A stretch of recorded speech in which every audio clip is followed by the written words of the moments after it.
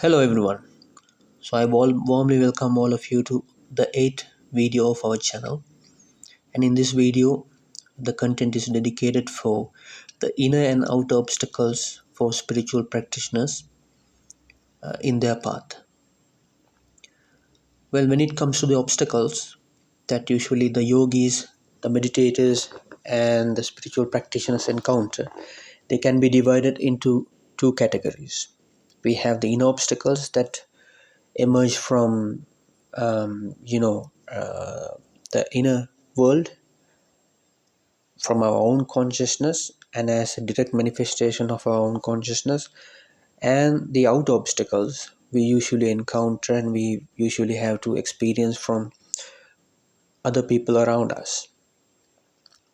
So for an example, one could say that the inner resistance that we have to progress in the path, and also the fear, anxieties, and the inability to do the shadow work to further progress on the path, they can be considered as inner obstacles. So when someone is fully dedicating themselves, when someone is fully with the devotion, dedicating their life for a spiritual practitioner or for an initiation under a guru, then there can be also the outer obstacles that come from their relatives, from their surrounding, and also financial obstacles. So they can be considered as the outer obstacles. So we're going to discuss about all these possibilities in this video. The obstacles that we encounter along the path is by giving you a picture, an image, a depiction of an image of the spiritual evolution of a Buddhist monk. So as you can see in the left hand figure, we can see that a Tibetan Buddhist monk who is trying to find the highest truth within himself. So he undertakes a spiritual journey, and we also see that the spiral shape of the path is always most of the spiritual path. It doesn't necessarily need to be Buddhist one. Regardless of the tradition you come, any spiritual path typically takes a spiral shape. Why? Because this path is something that we uncover by ourselves. If you're practicing under a qualified guru or fully enlightened guru, then perhaps the path could be clearer, the path could be straight. But if you're specifically walking in a bodhisattva path, where you also open a path by open your path to other people, also you are trying to bring your light to others, then you have to uncover your path by yourself, by removing the obstacles, and also by going in different directions, and by meeting different people, taking different instructions to see what actually works for you. So we see a similar depiction in this picture. So at the beginning, the Tibetan Buddhist monk he started walking along the path, and then right before him we see a black color elephant and, if I'm not mistaken, a monkey. So the black color elephant resembles the nature of our mind. So without taming the mind, without having any meditative experience, our mind is essentially is full of defilements. So because of that reason, our mind takes a shape of, let's say, a black color or a black elephant. And before the black elephant, there's a monkey who is dancing in front of him, and this monkey is essentially the very nature of our mind. So when our mind is agitated, and when our mind is identified with all the defilements, this monkey is the mind essentially has a monkey nature. So the mind cannot be stable at a single point, and it cannot arrive to a single pointed concentration. So the mind will move here and there like a monkey. And therefore we say that we have a monkey mind. So likewise, at the beginning, without proper training, the Buddhist monk, the Tibetan Buddhist monk, simply follows the path, and then after some point, his training starts to work, and then gradually he starts to purify his mind. And that's why we say the change of the color of the elephant is changing from the black color to white. And in the middle of the path, we can see that the untamed monkey that was jumping here and there, moving here and there, is tamed to a certain extent that it is listening to the instructions of the monk.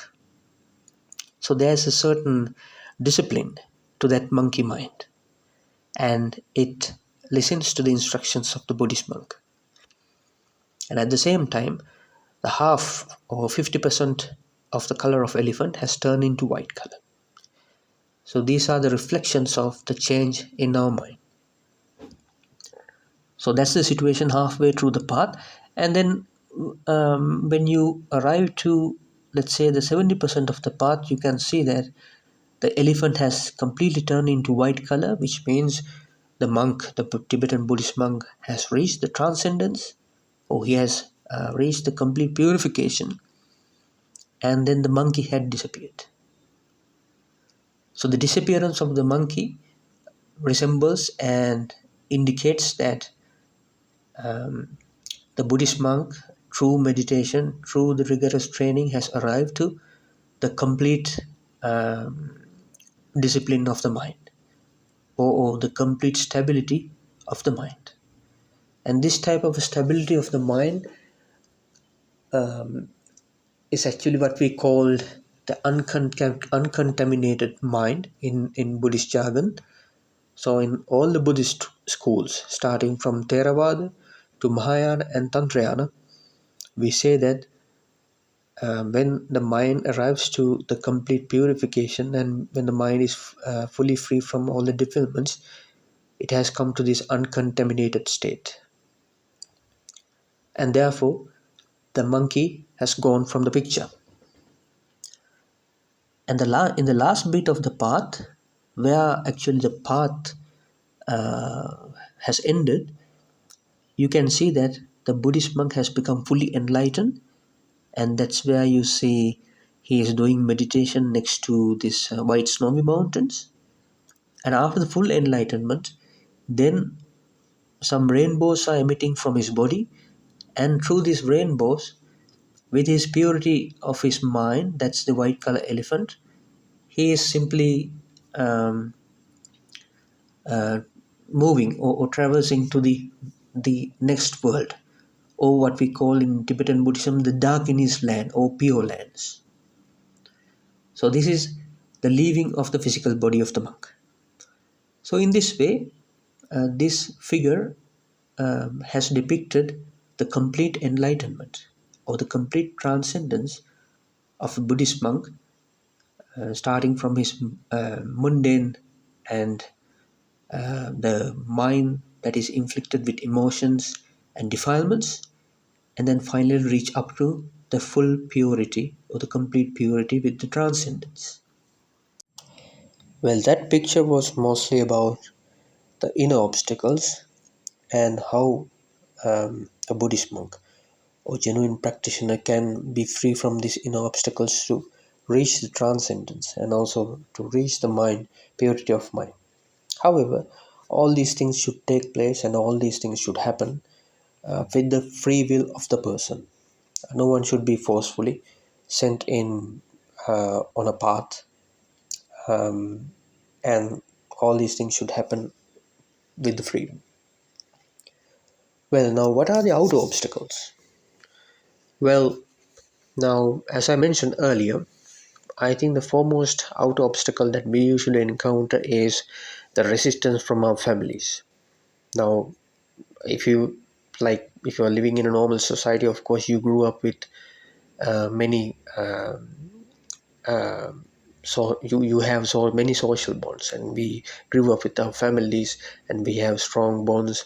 And if you are coming from Indian subcontinent and an Asian tradition, the family bonds are so strong to the level that you also have the burdens from your grandparents. But it is not the case if you are living in a European or Western culture. um, in any case, um, these are also the obstacles if you want to fully dedicate if you want to fully dedicate yourself onto a spiritual path.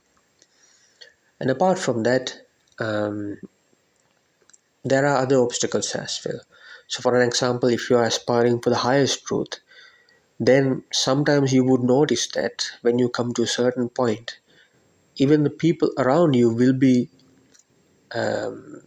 controlled by sort of a universal force in a way that it could be challenging for you.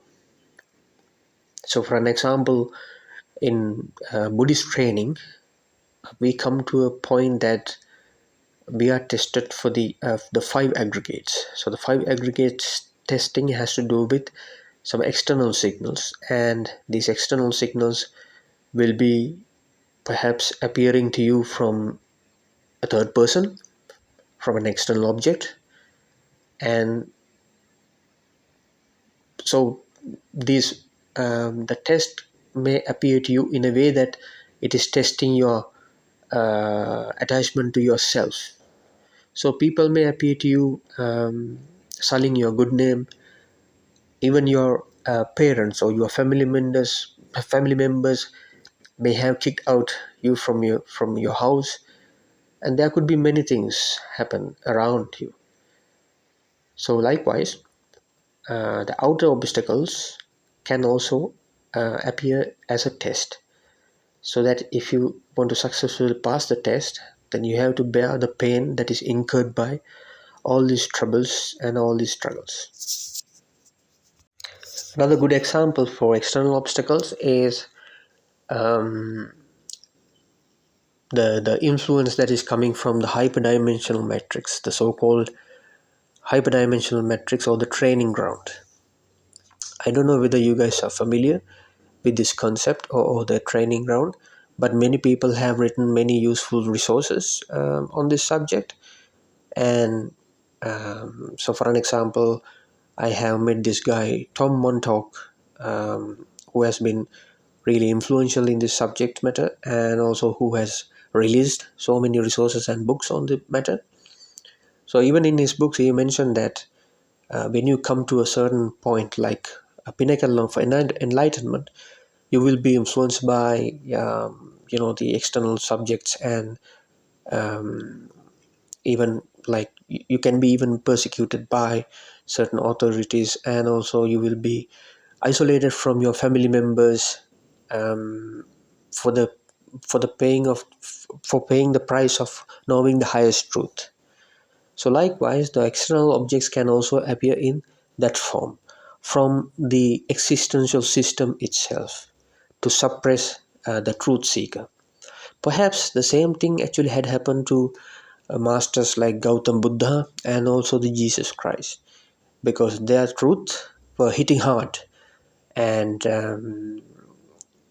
the truth that they were trying to bring to people is actually against the existential the governing system. So these are basically examples for the external obstacles. So let's get down to the specifics. So these are the outer obstacles that you usually encounter if you are walking on a less traveled spiritual path. So the first thing is, as I mentioned, the resistance and the hindrances coming from the family, relatives, and even from your spouse. And the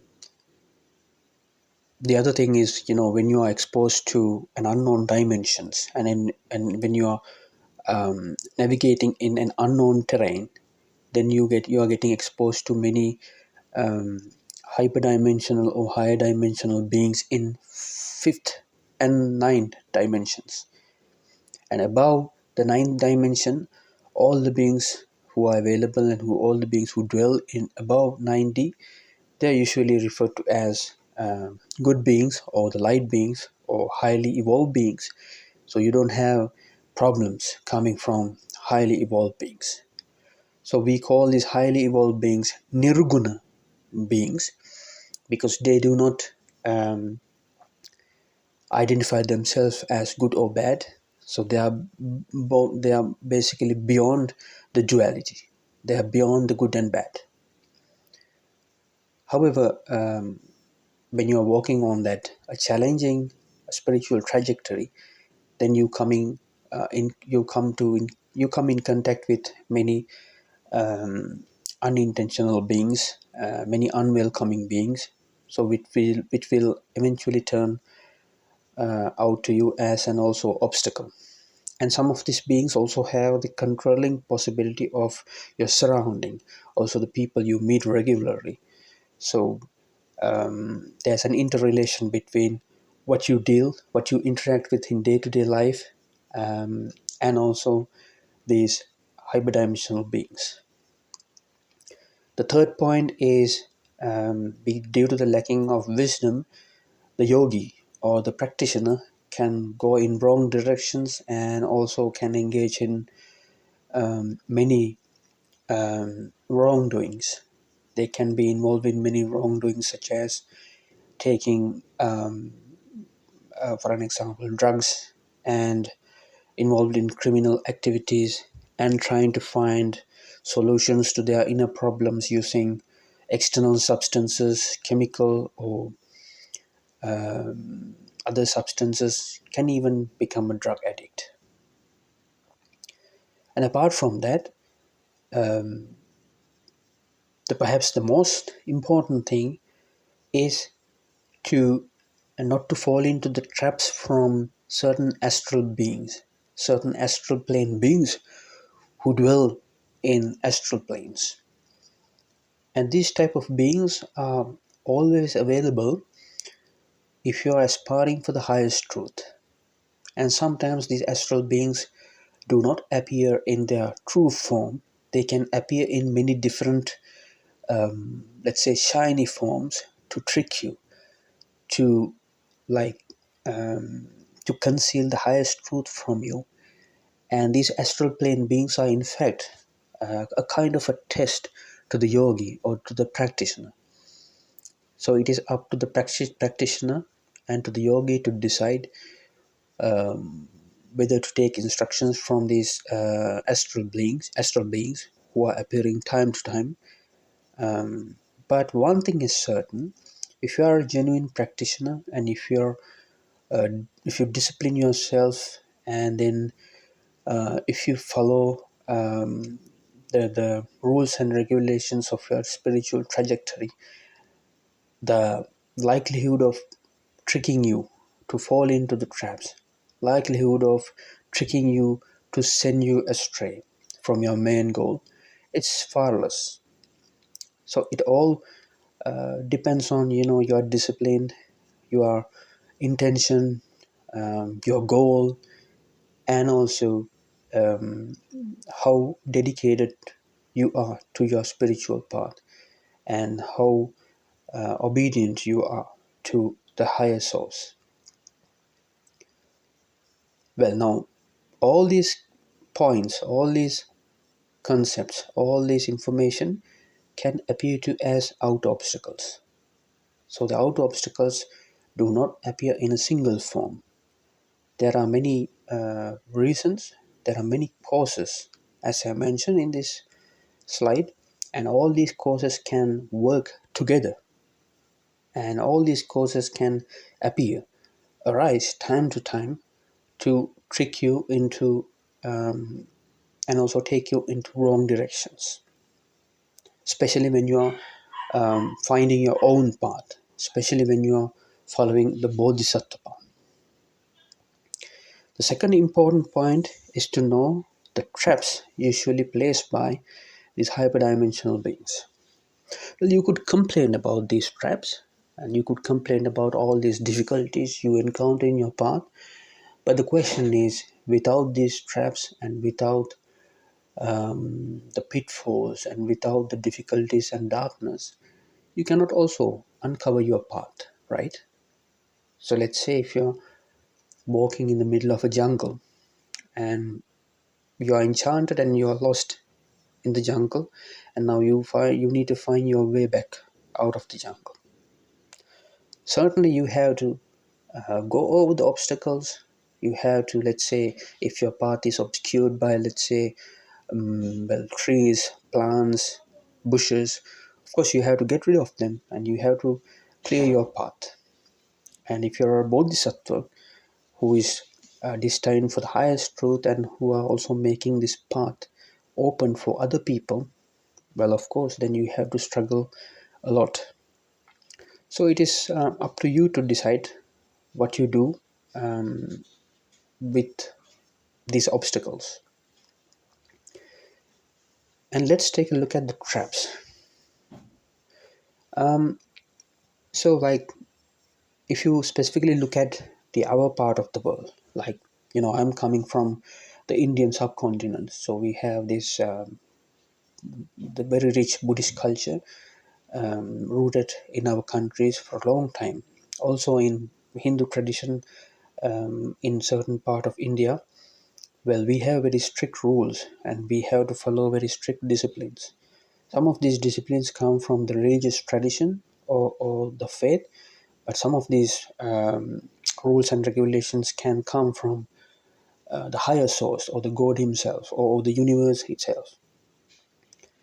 So then, especially if you are following a bodhisattva path and if you are aspiring for the highest truth, then you have to adhere to these rules. And sometimes people get themselves really and deeply identified with their ego self, and sometimes they make this spiritual trajectory or the spiritual venture or the inner exploration also an ego ride. So in such a situation, like for an example, a spiritual, let's say a practitioner, perhaps you know might be trying to dominate in his domain. He might be trying to dominate in his domain by suppressing other people, by bringing, let's say, black mark to other practitioners, fellow practitioners, by trying to like humiliate other people without knowing their level of understanding, without knowing their level of realizations. Because if you are following, if you are practicing, let's say, a spiritual path, it can be from Buddhist tradition, it can be from Hindu tradition, it can be from any tradition. We have to first of all respect the fellow practitioners and other spiritual teachers, because without having this respect and without having the devotion to our practice as well as our fellow seekers, we can never we would never be able to progress in our own path. This is very important and critical for a bodhisattva. So I have seen many such dominant figures who are trying to like humiliate other people and try to come to the pinnacle of their enlightenment or the spiritual realization, but it is never going to be successful. It will always appear as a pitfall to the practitioner and as well as the tradition. So we need to make sure that we respect all other traditions, we respect all spiritual or religious groups, and we respect all our fellow practitioners. And usually, we believe that only a Buddha, only a fully enlightened Buddha can determine the spiritual level of another person. We cannot decide and we cannot judge what other person is going through and what kind of realization the other person has. In our tradition, we believe it can only be determined by a fully enlightened Buddha or God Himself. We also say that in other traditions, only God can make decision, only God can judge about a person. So without knowing these rules, without knowing these deep understandings, sometimes we tend to humiliate other people. Sometimes um, we try to look down upon other people. Well, for an example, let's say I'm a great meditation practitioner and I have another person, but we have both the same realizations, but I cannot see his realization and his meditative experience. He cannot see mine. And because of our different intellectual capacities, I might be able to express my understanding profoundly while the other person cannot do that. It doesn't mean that his realization is lower than mine. It's just a different capacity. The same thing can happen in other way around. So without knowing these basic things, if we try to disrespect other people, then in return this will come as a boomerang, and we will we will go down in our path. We will certainly fall into lower levels of um, our spiritual trajectory. So this is something that we all need to understand and realize, and this is in fact a trap usually placed by these hyperdimensional beings. The second point I would like to discuss is the tantric samaya and the discipline.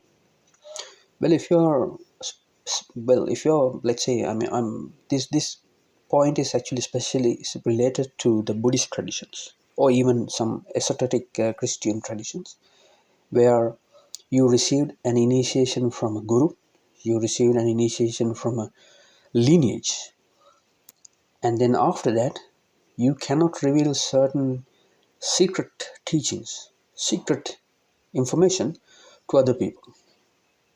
And this is the case, and this is a restriction usually imposed upon the disciple by the guru and that specific lineage.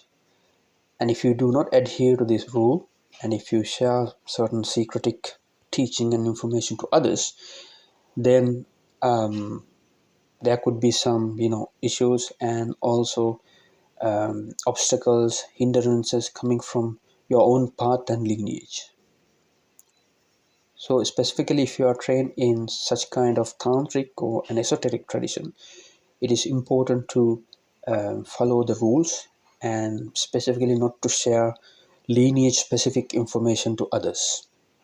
Otherwise, it will be seen as disrespecting to the lineage itself. And on the other hand,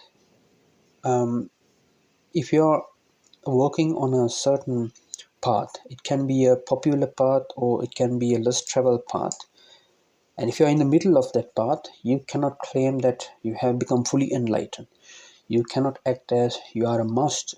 You cannot, well, make an entertainment business out of your understanding or realization. So you have to be humble, and you have to share your knowledge for the sake of others, of course, with the limitations as I mentioned in the previous point.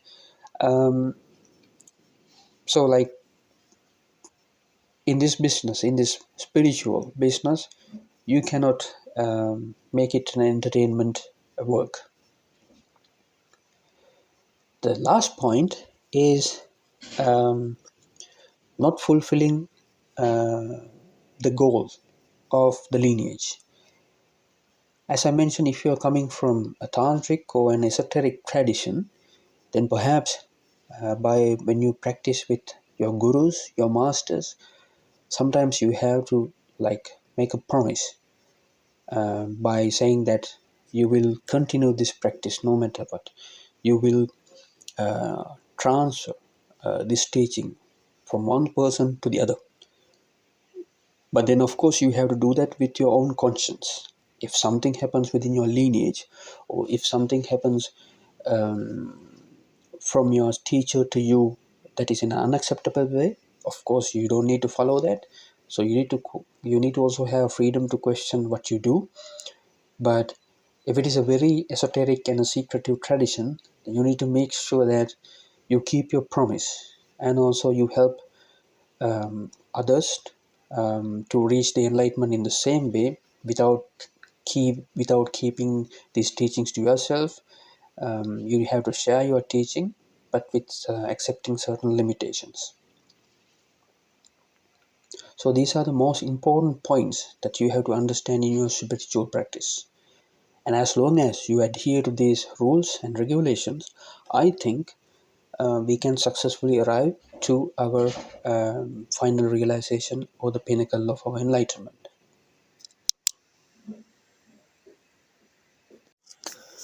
Well, now the inner obstacles most of the time can appear in different forms, as I mentioned. However, it is up to the practitioner or the spiritual aspirant to decide what should be done with these inner demons. So usually, before going along the spiritual path, before we come to a higher state of consciousness along the spiritual path, usually we have to do certain inner work. We have to engage in necessary inner work. So this inner work would help us to, like, first come to an emotional stability and also come to an emotional maturity, so that with this maturity and stability we can actually blossom, and we can come to an exalted state with the help of meditation and with the help of a guru. So that's why doing the inner work and also finding our weaknesses is quite important. However, if you are walking on a less traveled spiritual path, that is not necessarily the case. Sometimes, due to certain, the timeline issues, certain the challenges in the path, and also certain disagreements that you have with, let's say, some other higher beings, you might encounter many other difficulties and certain situations you have to go through. And in such a situation, you might even come to a reset state where at the beginning of the path you had a very less amount of defilements, and then the number of defilements and the level of their intensity increases significantly later on. So likewise, there are many aspects that you have to pay attention to. However, um, in my humble opinion, let's say now I'm coming from Buddhist background. So if you want to excel in this Buddhist path as a bodhisattva or an Arya or disciple, then you will come to a challenging point, a difficult point, where you have to purify your mind and also to be free from mental fetters or defilements. And before coming to that level, you have to make sure that you are emotionally stable, and you have to make sure that you are emotionally mature. So that would immensely help you to come to the lateral development of the path. And it is same with the ego. Now the next question is how to define our ego.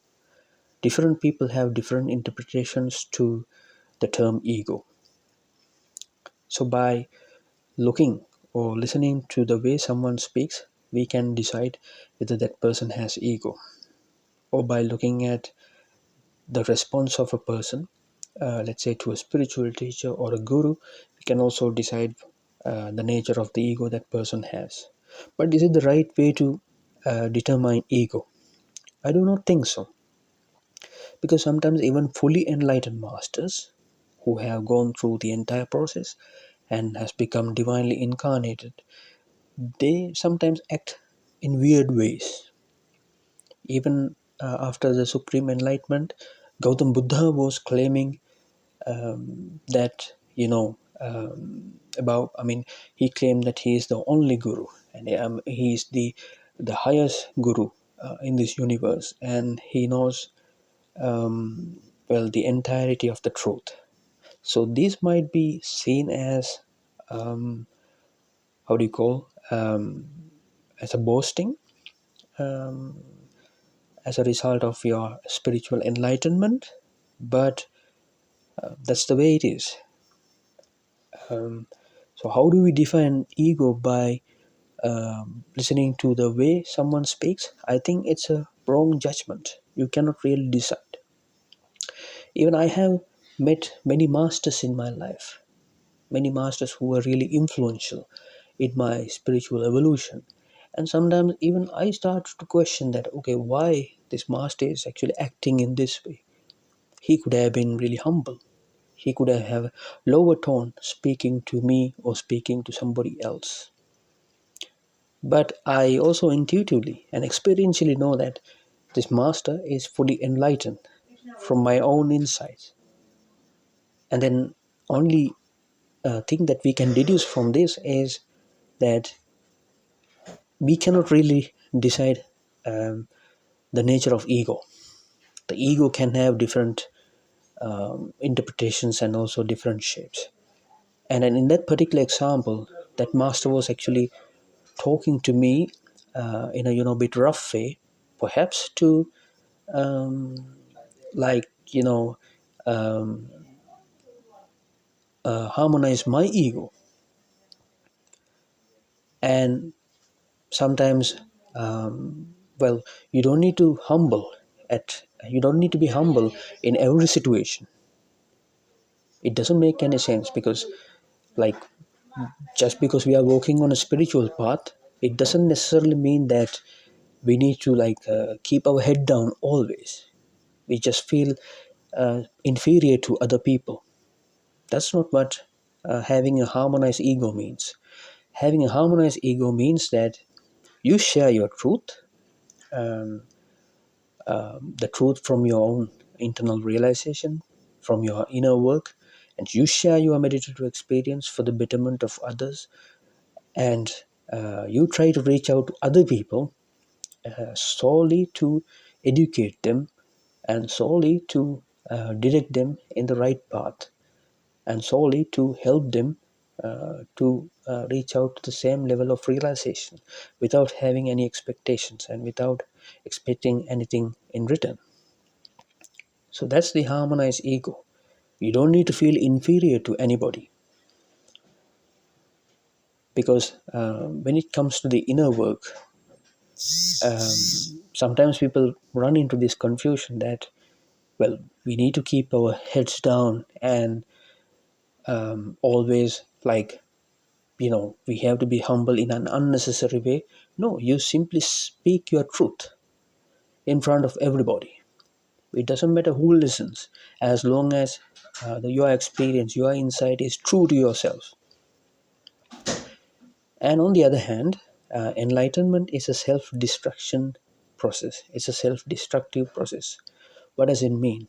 It means that along the path, due to the difficulties you encounter, due to the things you face, and due to the personal circumstances, you have to lose yourself. Many personal attachment, relatives, and also the support you receive from other people might go away. They might decline in totally an unaccepted way. And then you will lose your money, and you will lose your jobs, and people who, well, the people whom you supported earlier, now they are turning against you. And the entire world around you is becoming upside down. So this is a reflection, an indication to the losing of yourself, eradication of your attachment, losing of your self-worth. So this can happen. And sometimes your meditation, the samadhis that you were expecting to see, the bright shining lights or the great samadhis or the meditative insights that you would expect to see, they can also disappear at some point. So this type of a period is what we refer to as the dark night of the soul. And all the five poisons that you have in your mind, and the the, the poisonous substances that appear as defilements, they can come to the surface of your mind, and they can also manifest as out obstacles to you, and you have to face all these things. And then you might also go through an emotional turmoil, a family turmoil, and many other personal circumstances. So this could be a dark night of the soul. Many people, especially in Western culture, think that only the external obstacles can appear in during the period of dark night of the soul. No, the internal struggles are also available. Like in meditation, you don't see any light at all. No samadhis will be visible, but still you have to stay on the path, no matter what. And the five poisons I mentioned, the defilements or mental fetters, so they can come and appear to you time to time as monsters. So, for an example, I remember when I was going through the dark night of the soul, my personal attachment to my house, properties, monetary, values, and um, also my attachment, strong attachment that I had towards my son and my wife, they appeared as inner demons. Literally, you would see these demons during your sleep and also during your meditative visions. And sometimes they also like trying to disturb you, trying to, you would feel like they are coming to destroy you. So it's literally like a monster hunt or like a fighting against monster. But you have to also make sure that this monster hunt or the monster fighting against the monsters, it will not turn you into a monster. So you have to make sure that. And as the saying goes, from the great philosopher Friedrich Nietzsche, whoever fights the monster should see to that in the middle of the process he does not become a monster. So this is quite important. So likewise, the inner demons can manifest to the outside world. And sometimes then when the mental fetters and defilements also fade away from you, you will have a lot of emotional problems. You won't be able to bear the body pains. Sometimes people have this sensation of paralyzing of one part of the body. Some people even can't stand up from their bed, so they have to stay bedridden for several days. So this could also happen. So likewise, we need to understand that the spiritual process is not about being happy. The dark night of the souls usually we go through, the encounter, they don't come as actually blessings. Maybe the blessings will come after that certain difficult period, but these dark nights are usually accompanied by those so-called inner demons, and we have to make sure that we face these inner demons and struggles and difficulties with compassion and love.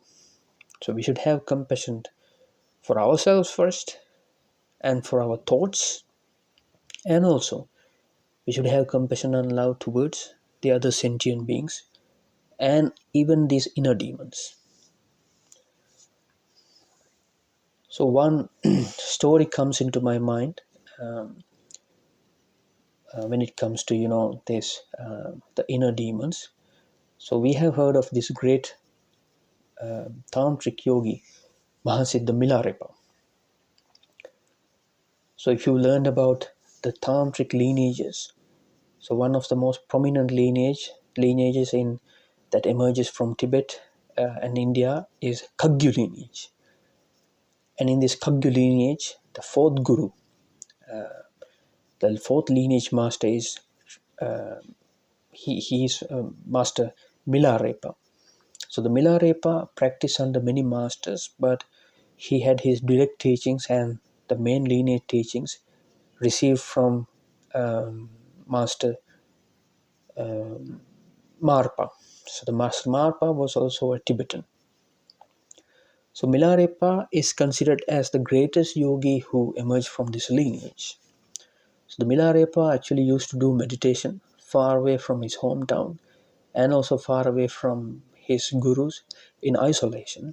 And at some point, when he reaches the full enlightenment or when he reaches the pinnacle of his full Buddhahood, there was this last test.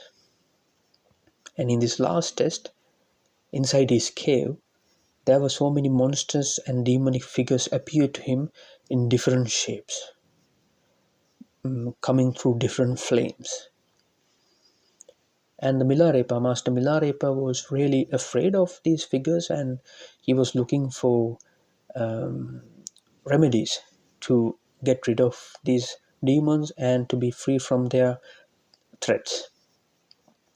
So he learned that these demons can also be, can be, result of direct manifestation of the poisons we have.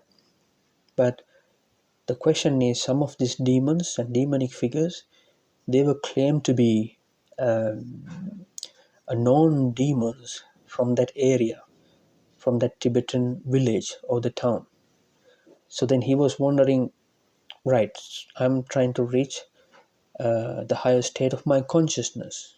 I am at the pinnacle of my enlightenment, and still I am being followed by these demons. And he was agitated, and he was unable to control himself. And then these demons were also laughing at him, saying that, okay, you were claiming to be the greatest yogi that Tibet has ever seen, and but you have become so agitated in the presence of us. And then the Master Milarepa was a bit, frustrated, and out of his frustration, he thought a little bit, and then he tried to memorize and bring his guru into his mind. And then it also didn't resolve the problem. And then after some point, what Milarepa did was he simply accepted these demons, and he tried to live in harmony with these demons. And I think in a couple of occasions he even bowed down to these demons for teaching the reality of the nature of reality, the nature of our own mind, the nature of our own mind manifestations. And that particular moment, all these demons who were claimed to be, notorious dark lords and demonic figures, they disappeared at once. They also bowed down to Master Milarepa, and they disappeared at once. So that was the solution. So when the inner demons appear to you, we have to accept them. But the most difficult problem is to, how to tackle this case. I mean, when you are in that particular moment, these demons, even you wouldn't understand that they come from your inner defilements. It's really difficult to fathom, because I mean, these demons appearing around you, they take usual forms. Like for an example, as I mentioned, depending on the stories you have heard from other people, these demon figures can be, some popular figures coming from your own culture. So in that case, you cannot see the link between your inner defilement or the mental fetters to these demons. That's where the problem is, and that's where the confusion arises. So that's why, simply by cutting the mental fetters and simply by doing meditation, you cannot be free, and you cannot get rid of these certain demonic figures. Sometimes you have to learn your own teachings. Sometimes you have to find the truth by yourself to truly understand the expectation of these demons, and the real cause behind the appearance of demons. So the bottom line is, even from this story, we can learn that despite these struggles, Master Milarepa has never become a monster. He had to fight, he had to encounter, he had to confront all these figures, but he never fought them. He simply accepted them. He used to make a living with them, and finally he was able to transcend. So there's a great message that we can learn from this story.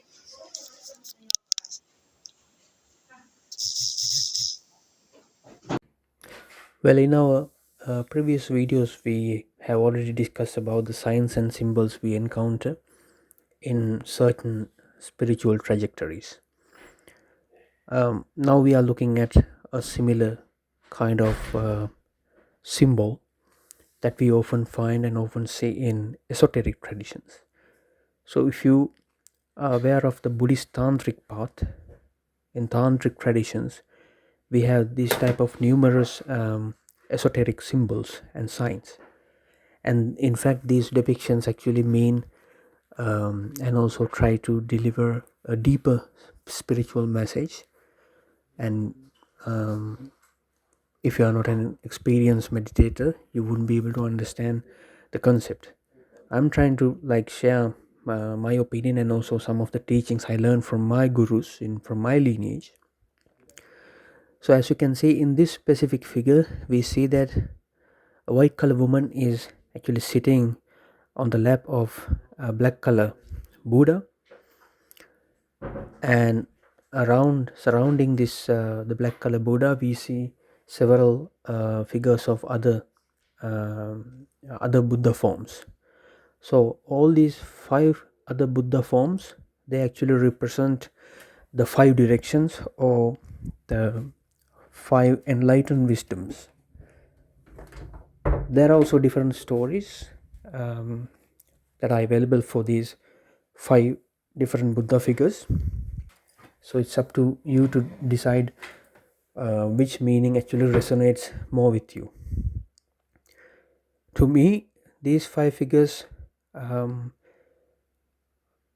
well, it's one of the meanings that usually, one meaning that people assign to these five figures is the nature of five elements of the universe. So we know that the physicality and also the subtle energy fields in this universe, they are actually made from five great elements, and these five great elements represents um, the roughness, air, water, space, and fire. And these five elements are the true reflection of the physicality and the physical manifestation and also the entire existence. So when we try to contemplate on the nature of reality, the nature of manifestation in terms of Buddha figures, we simply try to see the true nature of the reality, or we try to see the true essence of the existence or the material manifestation. So that is the Buddhist way of seeing things. Now, if you bring your focus onto the middle figure, so that's where you have the black color Buddha. So the black color of Buddha essentially means the primordial nature of this universe. So the black color can mean many different things. When it comes to the cosmology, the black color is essentially representing the primordial nature or the dawn of this universe. So we say that at the dawn there was only black matter, and this black matter is it actually corresponds to the nothingness. We usually as human beings are pretty much identified with the light. So whenever we see white light, whenever we see golden light, we sense sort of happiness. But we should not forget that light is also emitting because of the darkness, and had it not been for the darkness or nothingness, the light or the existence cannot would not emerge. So this interdependent nature has to be understood. So the black color Buddha figure represents the nothingness or the dawn of this universe, or the lack of the creation. And then a woman is sitting on the lap of this Buddha. So the woman or the feminine nature essentially means the dynamic nature of this universe. So the dynamic nature is what? The ever-changing nature. Only because of this ever-changing nature, this creation can happen. Creation is functional. The creation and the creative possibility is only available because of the dynamic nature. Because of the nothingness and this dynamic nature, or because of the union of this nothingness and the creation, this existence actually comes into play. One could also relate this figure to Shiva, the union between or the interplay between Shiva and Shakti in Hindu tradition. um, End of the day, all these teachings are coming from the same source. Whatever it is, the one of the practitioner who is walking on um, working towards the Buddhahood certainly has to encounter and experience the both the feminine and the masculine qualities within themselves. And only when they understand the masculine and feminine energies within themselves, they would be able to transcend both of these and attain the final Buddhahood. Now let's talk about the other traps and the tricks that we have to usually face as a yogi if you are working on a less traveled spiritual path. And from ancient stories, we have also learned that um, there were many obstacles to our spiritual ancestors, like Jesus Christ as well as Gautam Buddha. So they faced um, many difficulties. They also had to face illusions, and only by going through these illusions they were able to uncover the true nature of their mind. Well, I'm now sharing my experience when I was working on this bodhisattva path. um, Now usually meditators, if you are coming from a meditation background, for a meditator, the the highest illumination or the inner guidance actually comes from their meditative lights or the meditative samadhis. So when the meditative samadhis disappear to you, when you are walking in the darkness, it is really difficult to navigate through the process. And due to this reason, um, many meditators actually facing difficulties, especially in the period what we refer to as the dark night of the soul. So your inner guidance is always given by the samadhi. And in our previous videos we have, I think, talked in detail of the nature of samadhis, and how the different samadhis can appear to you from your activated chakras and from your mind purification. So we are not going to discuss any of these things in this video, but sometimes um, the trickster souls, or these certain beings, hyperdimensional beings, acting or dwelling in, let's say, in certain planes starting from, let's say, 5D to 9D, they can also manipulate the yogis. They can also induce and introduce fake lights or the fake samadhis to the meditators. So I would like to call it the manipulation of consciousness. And if you're a meditator, and also if you are a very sensitive practitioner, and has a very high and deep um, um, awareness in your consciousness, you would be easily able to detect these fake samadhis from the genuine samadhis. Well, I think, in fact, um, many yogis get trapped in these samadhis, because if your consciousness, well, I don't know whether this is applicable for everybody, but for certain meditation practitioners, for certain yogis, their consciousness can appear as, or their consciousness can function as a computer simulation. I mean, this is my perspective. I'm just sharing it for like, to explain this scenario. And um, if you're a keen meditator, you would definitely realize that the certain illuminations come from the activation of your chakras. They will really realistic to you. They will look really realistic to you, and you would easily understand also the signs and symbols that appear through these samadhis to you. But meantime, in between these samadhis, these trickster souls can also generate certain fake lights, where you can easily fall into that trap and believing that, okay, now this is the samadhi of the most purified state, and this is the final fruition mind of my path, and this is the final fruition state, that we arrived at the Buddhahood. So people believe like that. So people have wrong measures. So for an example, among certain Sri Lankan meditators, they have this tendency to believe that when they see the golden light samadhi, it is the indication of arriving to the sainthood or the arihanthood. Well, which is not true at all. So likewise, there exist many trickster souls that can actually manipulate the states of your consciousness, and also the samadhis appearing in your mind. So you have to have a deeper mental awareness to properly discern it.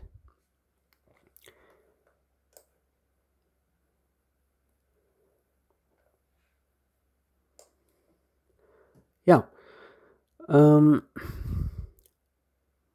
so in the next step, um, I don't think this is actually relevant to this the main topic of this video. Yeah.